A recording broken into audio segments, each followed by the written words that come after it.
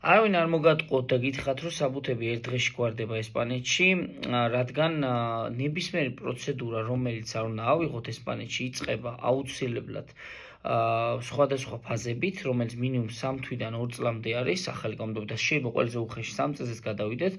ხელის მოწერაზეც რო ვილაპარაკოთ, მაგალითად ელემენტარული და ეგრევე მოქალაქე ხვდები, ასე არ ხდება.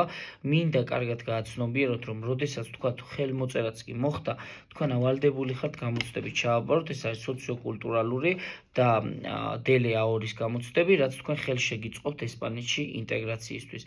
ამიტომაც თუ თქვენ მაგალითად სტანდარტულ გზას გაყვებით, უნდა იცოდეთ, რომ ჩაწერა უმნიშვნელოვანესი ნაბიჯი იქნება, ენის ბარიერი ხო ძალიან მნიშვნელოვანია, იმიტომ რომ თვითონ ერთ-ერთი საბუთიც 2 წელში რომელიც კეთდება, ამ წინა ვიდეოებში ვისაუბრე, უმთავრესია რომ საბუთები გაკეთდეს და ენის ოდნა აუცილებელი და მესამე საბუთები რო გაკეთდეს, ის მოთხოვნებები, რა თქმა უნდა, ხო თავისთავად.